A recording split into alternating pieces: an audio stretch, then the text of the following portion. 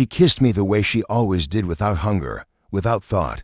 A kiss born of routine, no longer tethered to emotion. Then she turned from me, smoothing her dress in the mirror with that same distracted gaze she thought I didn't catch. "We'll take separate cars," she said, her tone to casual, to effortless. "In case you want to leave early."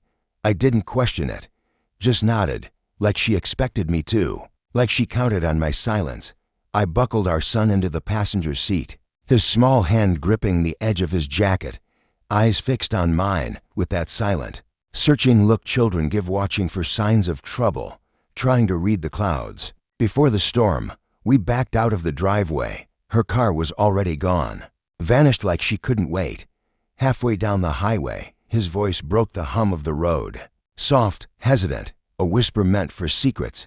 "Dad," he said, leaning in closer. "Mom doesn't know I found this."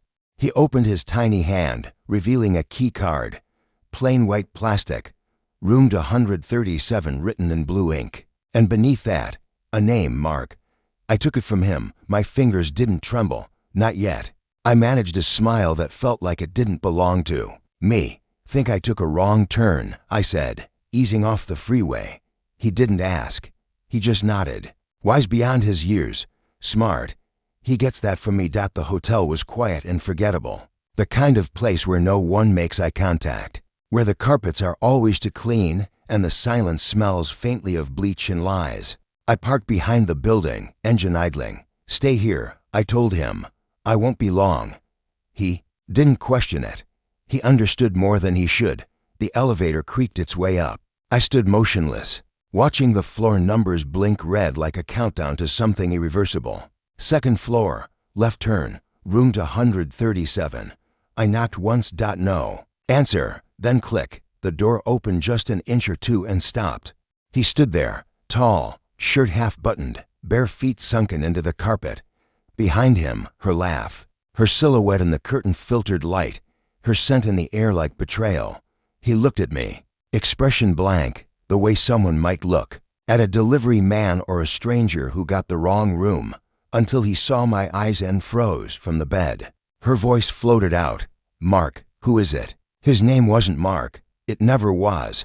He shut the door slowly, deliberately. I let him. I didn't knock again. I didn't need to. Some truths don't require confirmation. That night, I said nothing. Not at dinner. Not in bed. She smiled at me. Like always, like nothing had shifted. Like everything hadn't. She talked about her parents' party, her mom's dress, her dad's toast. She described it all with the enthusiasm of someone who believed they were fooling you. I nodded at all the right moments, played along. But I already knew what the wallpaper in room 137 looked like. I knew how many rings she removed before crawling into someone else's sheets. I knew. The next day, while she was gone, I opened her phone. She didn't know I'd cloned it nearly a year ago, just in case. I had told myself. Mark had been careful. Burner numbers, hidden folders, deleted messages. But no one is careful forever. 6 months. That's how long it had gone on. Their first meeting was a conference. How fitting. There were photos, texts, conversations about me, jokes at my expense, plans for someday. She told him I was cold, distant, and maybe I was. But that didn't come from nowhere. I stopped being warm the moment I stopped feeling safe with her. It all funneled into one final question I couldn't shake. So I bought a DNA test, one swab from him, one from me. 3 days of silence. 3 days I didn't sleep, didn't eat much, didn't breathe right. The envelope came in a plain white package, nothing dramatic, just the truth, delivered like any other piece of mail. I opened it in my office, behind a locked door. I read it once, then again, and again. Not a match. Paternity probability, 0.00%. I folded it neatly, tucked it into my jacket pocket like a weapon. That evening, I lit candles, set her favorite dinner on the table, played music she used to hum along with. She walked in, smiling, oblivious, like she'd won something. After dessert, I slid the envelope across the table. No words, just paper. Her hands shook as she opened it. Her lips parted, eyes darting up to mine. "I can explain," she whispered. I nodded once, just a reflex, not agreement. not belief. She reached for my hand. I pulled away, still no shouting, no dramatic exit lines, just cold clarity. I pushed my phone across the table next, open to the message thread with Mark. Photos, dates, plans, lies, her face broke in real time. Piece by piece, I saw you, I said quietly. One wrong turn, that's all it took. She began to cry, but it wasn't sorrow. It was panic, regret, maybe, but not the kind that heals. I didn't mean for this to happen, she said. You meant it every time you lied, I replied. She stood, reached again. I stepped back. He's not mine, I said calm, unwavering. But I'll raise him like he is, because you don't deserve him.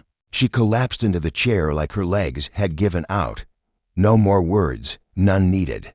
I left the room. No slammed doors, no final shouts, just the soft sound of distance settling. And outside, my son sat on the porch steps, still holding that key card. I took it from him without a word, slipped it into my pocket. He looked at me with quiet understanding, like he knew what had happened without needing it spelled out. We sat there together as the sun dipped below the rooftops, the air cooling around us. I put my arm around him. He leaned in, solid, mine. He's not my blood, but he's my son. She thought she could break me. She only revealed what was already dead. And now, I know who I am without her. Finality isn't loud. It's a closed door that no longer needs to be locked, and I never looked back.